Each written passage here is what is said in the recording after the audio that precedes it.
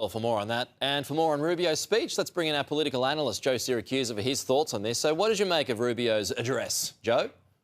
Good morning, Pete. Actually, Marco Rubio looked very presidential in Munich. I think he's getting ready for 2028, as a matter of fact. Look, he gave sort of the slightly different version of the speech that Vance gave last year. He's playing the good cop. He's telling the Europeans, well, America was going to have its own way, and if you want to play with us, you're going to have to reform yourself. He's also told the United Nations to get to the back of the line. They have to reform themselves. And that he's made it very clear that while he has a softer approach, he has the same things in mind as President Trump. That is, that Europe has to get itself in order here. And I think it was a very tough speech in many ways.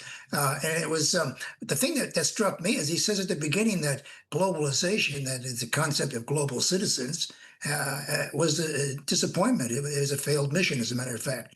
So, he's looking for the post-globalization world. I'm not quite sure what that looks like. But he did reassure the Europeans, and I've been to a number of these conferences, Pete, and, they're all sitting around sort of looking at the tea leaves here, trying to figure out what's between the lines. And he made it very clear that the mood in Washington hasn't changed, though the delivery is a little different this time. Yeah, but he's right on all those points, isn't it? Europe does need to do more. And you've already seen from the Trump administration his attempts to get Europe to pay more when it comes to defence, and they've eventually come to the table there. But, the US is leading the way when it comes to, putting pressure on Russia and Putin over the war in Ukraine, and all of the work that the White House is doing in the Middle East that Europe has clearly been lacking in.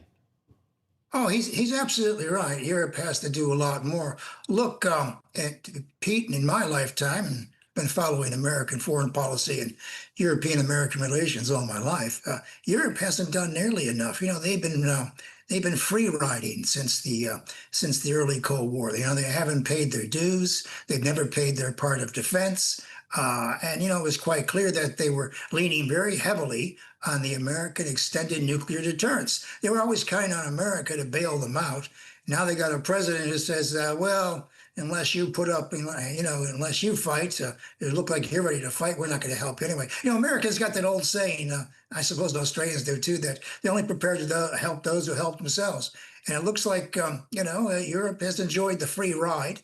And if it isn't Trump, it had been someone else who would have said to them, look, you got to pay your fair share of this. And if you don't, well, we're just going to part ways. And Trump has no emotional attachment to Europe. That is, he's prepared to turn his back on them. And no matter how they feel about Russia or Zelensky or anything else, they don't agree on a lot of things. But Pete, the Europeans are waiting for Donald Trump to leave the scene. They've been reassured by Democrats who attended, and particularly Newsom, that there's only 3 more years of this to go. Yeah, well, actually, that's not true.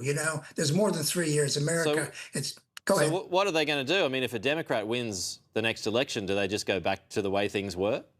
Well, they're going to pretend they can. Some Democrats going to say we're back again the way Joe Biden did. But look, they're going to have to spend more on defense. They're going to have to think more. And look, Pete, there are 450 million Europeans in the European Union.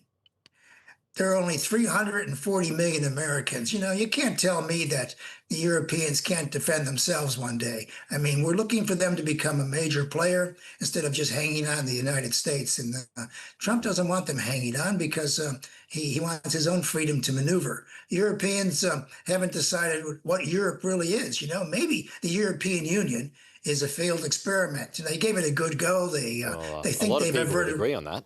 Well, yeah, I agree too. And look, and I've said years ago in conferences in Melbourne when we had European ambassadors here, I said, you can't have all these nations claiming to have a single foreign policy when all of them also belong to NATO, which is completely reliant on the United States. So these guys have depended too long on the U.S. to pull them out of the fire. But, they're big boys. They've been around a long time.